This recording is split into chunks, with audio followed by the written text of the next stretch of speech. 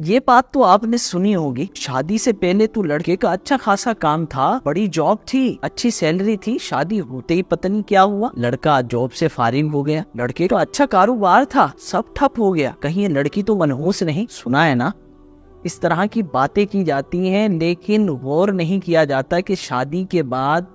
خوشحال گھرانہ ایک دم تنگ دست کیسے ہو جاتا ہے، گھر کی برکتیں کہاں غائب ہو جاتے ہیں، امن و سکون لڑائی جھگڑے میں کیوں تبدیل ہو جاتا ہے۔ کچھ کردار ان نئے نویلے دلہن اور دلہا کا بھی ہوتا ہے حالات کو اس نہج تک پہنچانے میں،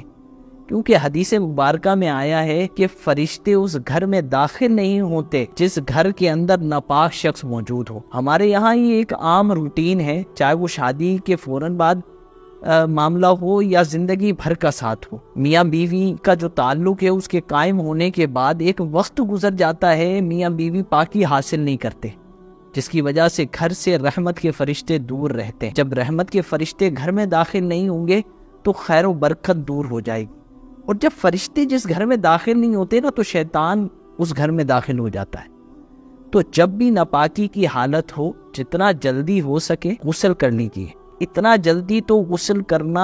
ضروری ہی ہے کہ کوئی نماز قضا نہ ہو جائے، اور اگر غسل کرنے میں دیر ہے تو وضو کر لیجیے۔ دوسری وجہ کیا ہوتی ہے، شادی کی ہے، دعوتیں دی ہیں ابا نے اس دوست کو اس دوست کو، لیکن قریبی رشتہ دار ناراض کے ناراض رہے، ان کو تو منایا ہی نہیں۔ آپ بعض لوگوں کی طبیعت ہوتی ہے رشتہ داروں میں انہوں نے ماننا ہی نہیں ہوتا، ان کی بات نہیں کر رہا،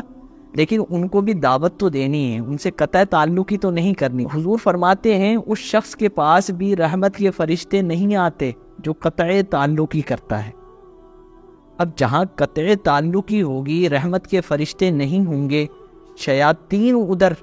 جمع ہوں گے تو برکتیں نہیں نحوستیں آئیں۔ حدیث مبارکہ میں ایک خاص وظیفہ ہمیں بتایا گیا ہے کہ رزق میں برکت چاہتے ہو رشتہ داروں کے ساتھ اچھا سلوک کرو۔ تیسری وجہ جو ہمیں ایک دم خوشحالی سے بدحالی کے حالات گھر کے اندر نظر آتے ہیں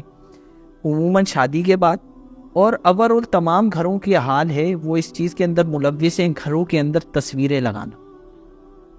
حضور نے فرمایا کہ اس گھر میں بھی رحمت کے فرشتے داخل نہیں ہوتے جس گھر میں تصویریں ہوتی، تو اپنے گھروں کے اندر تصویریں نہیں لگانی، رشتہ داروں سے اچھے تعلقات رکھنے، تعلق توڑنے نہیں ہیں،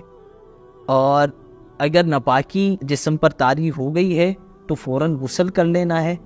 ٹھیک ہے؟ تو یہ 3 عادتیں آپ اپنا لیں، انشاءاللہ عز و جل آپ گھر کے اندر نمایاں فرق دیکھیں گے، جھگڑے ختم ہو جائیں گے، تنگ دستی خیر و برکت میں تبدیل ہو جائے گی۔ آپ خود بھی عمل کیجئے، اپنے دوست احباب کے ساتھ بھی اس ویڈیو کو سینڈ کیجئے۔